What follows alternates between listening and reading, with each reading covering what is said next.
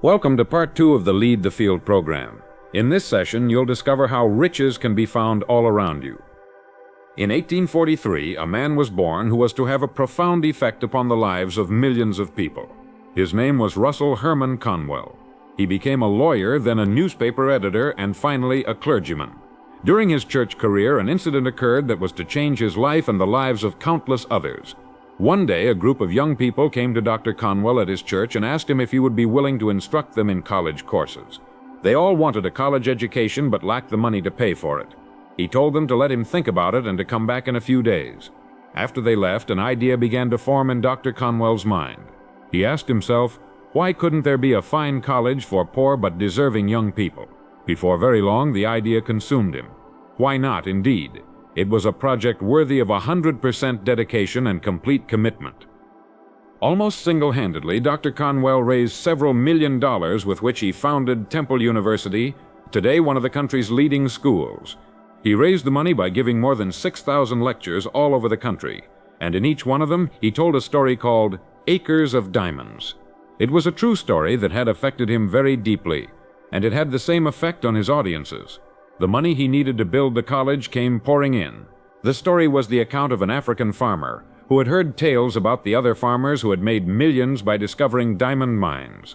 These tales so excited the farmer that he could hardly wait to sell his farm and go prospecting for diamonds himself.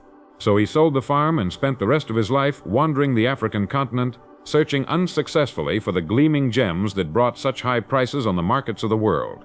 Finally, the story goes, worn out and in a fit of despondency, he threw himself into a river and drowned. Meanwhile, back at the ranch or farm, in this case the man who had bought the farm, happened to be crossing the small stream on the property.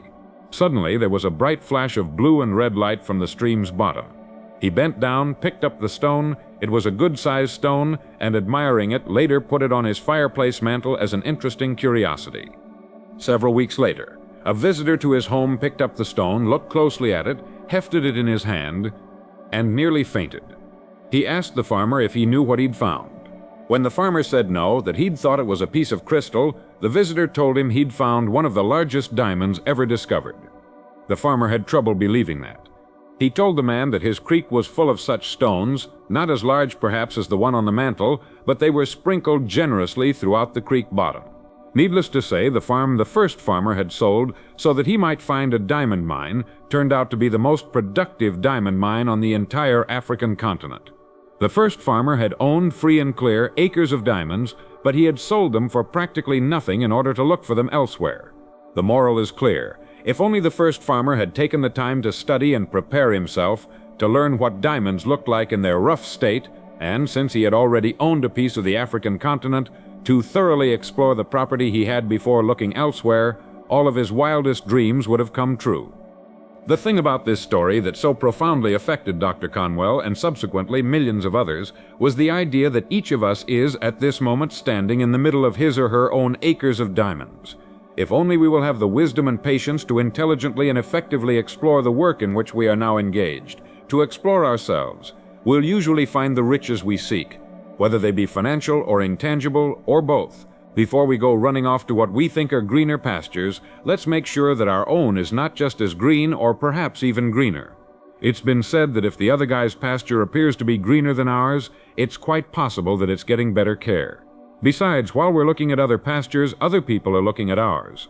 To my mind, there are few things more pitiful than the person who wastes his life running from one thing to another, forever looking for the pot of gold at the end of the rainbow and never staying with one thing long enough to find it. No matter what your goal may be, perhaps the road to it can be found in the very thing you're now doing. It wasn't until he was completely paralyzed by polio and forced to reach into the rich resources of his mind that a courageous farmer got the idea of producing exceptionally good meat products on his farm. From that idea, one of the country's most successful meatpacking companies was born. His farm contained acres of diamonds, too. He'd just never been forced to dig for them before. Your mind is your richest resource. Let it thoroughly explore the possibilities lurking in what you're presently doing before turning to something new. I say that because there were probably good reasons for your having chosen your present work in the beginning. If there weren't, and if you're unhappy in the field you're in, then perhaps it's time for some serious exploration. Dr. Russell Conwell's life is an example of the importance of a willingness to change once one's own pasture has been thoroughly explored. As I mentioned earlier, Dr. Conwell began as a lawyer, then became a newspaper editor before he finally found his true calling as a clergyman and the founder of a great university. One of the best examples of a person's finding acres of diamonds hiding in his work is the story of Stu Leonard of Norwalk, Connecticut. Stu Leonard began as a dairy route deliveryman. As he worked his rounds, he began to think of all the products connected to the dairy business that his customers really needed. With very little down, he bought a working dairy, and with a lot of hard work, he began to build a business around it. He kept the working dairy intact in the center of his operations, and he surrounded it with windows through which his customers could watch the process. And he began to add other products to his line. Today, his dairy store is the largest in the world, and he sells everything in the food line. People come from all over the area to shop at Stu Leonard's world's largest dairy store. They love it, and he loves them. People who are too old or infirm to come to his store on their own are picked up in Stu Leonard's buses and brought to the store. He has a multi-million-dollar business that grew out of a delivery route. The diamonds were there, and Stu Leonard made the most of them. Every kind of work has such opportunity lurking within it. The opportunities are there now, clamoring to be noticed. But they cannot speak or print signs for us to read. Our part of the bargain is to look at our work with new eyes, with the eyes of creation. Pierre Teilhard de Chardin said, "It is our duty as men and women to proceed as though limits to our abilities do not exist. We are collaborators in creation." A man I knew in Arizona began with a small gas station. One day he was sitting at his desk and watching through the window while one of his young attendants filled a customer's gas tank. He watched the customer while he stood about, waiting for the job to be finished. It dawned upon him that that man had money in his pockets and that there were things he needed or wanted that he would pay for if they were conveniently displayed where he could see them.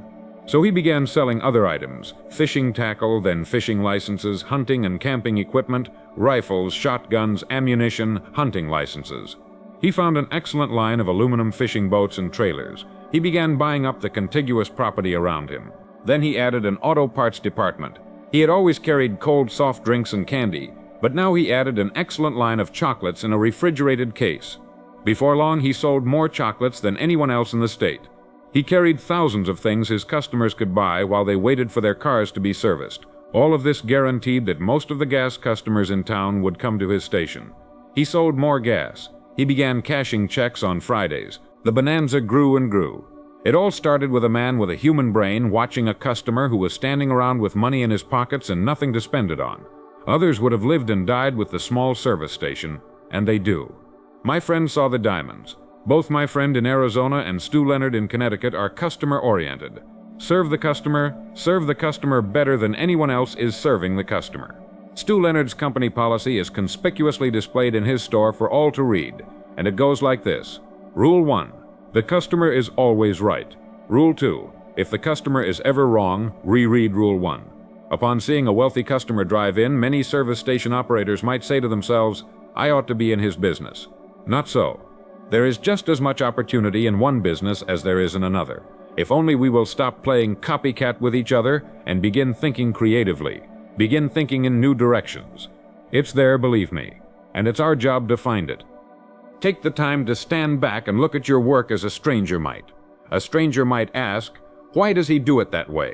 Has he noticed how what he's doing might be capitalized upon or multiplied? If you're happy with things as they are, then by all means keep them that way. But there's great fun in finding diamonds hiding in ourselves and in our work. We never get bored or blasé or find ourselves in a rut.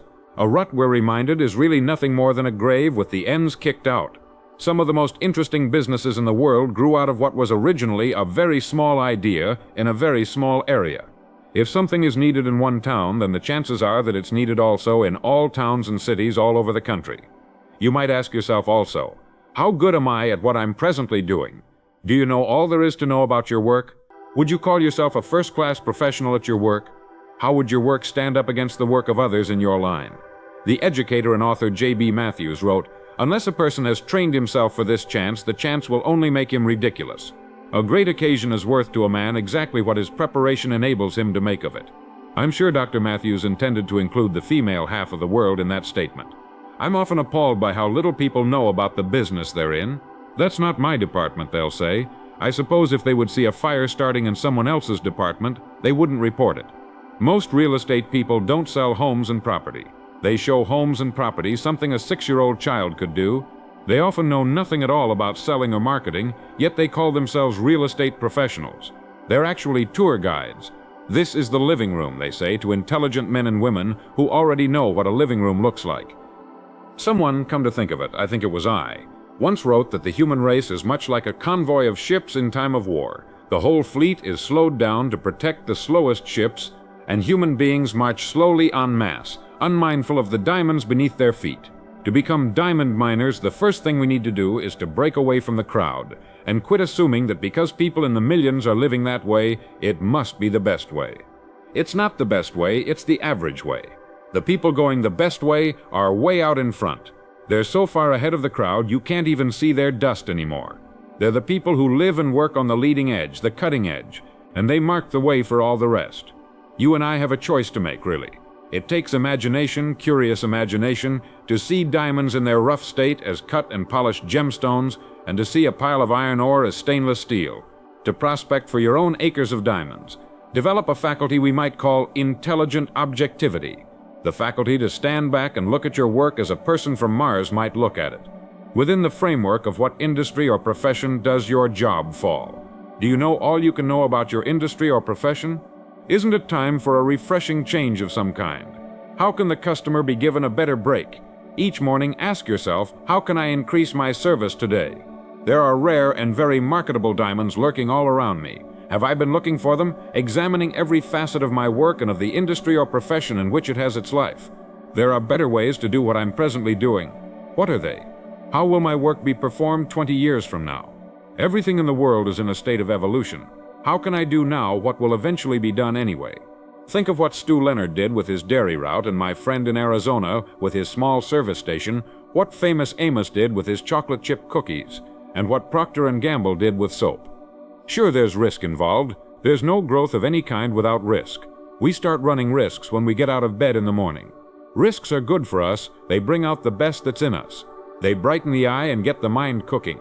They quicken the step and put a new shining look on our days. Human beings should never be settled.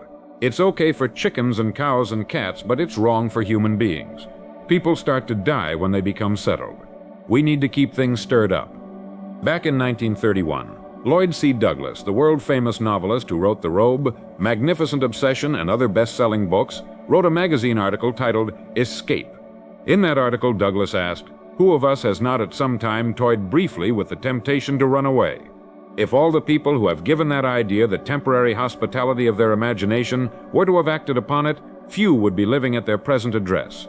And of the small minority who did carry the impulse into effect, it is doubtful if many ever disengaged themselves as completely as they had hoped from the problems that hurled them forth.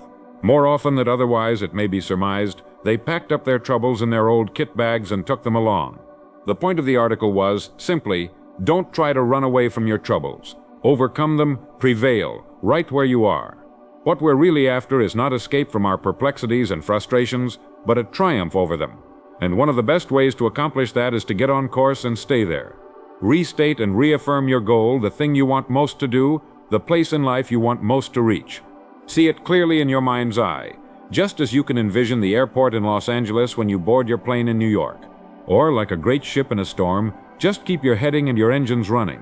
The storm will pass, although sometimes it seems that it never will, and one bright morning you'll find yourself passing the harbor light. Then you can give a big sigh of relief, rest a while, and almost before you know it, you'll find your eyes turning seaward again. You'll think of a new harbor you'd like to visit, a new voyage upon which to embark, and once again, you'll set out. That's just the way this funny-looking, two-legged, curious, imaginative, tinkering, fiddling dreamer called a human being operates. He escapes from problems not by running away from them, but by overcoming them. And as soon as he overcomes one set of problems, he starts looking around for new and more difficult pickles to get himself into and out of. So if you find yourself looking at travel folders and thinking of running away, go ahead, think about it. It will get your mind off things for a while, then zero in on your goal. We'll talk more about that later in this program. And get busy. Take one thing at a time, and before you know it, you'll start seeing those diamonds scattered all over your world, and you'll be out in the clear again. If you feel like running away from it all once in a while, you're perfectly normal. If you stay and get rid of your problems by working your way through them, you're a successful citizen. Start taking an hour a day with a notepad and pen to dissect your work. Take it apart and look at its constituent parts. There's opportunity there. That's your acre of diamonds. Thank you for listening to Part 2 of the Lead the Field program. Please join me for Part 3.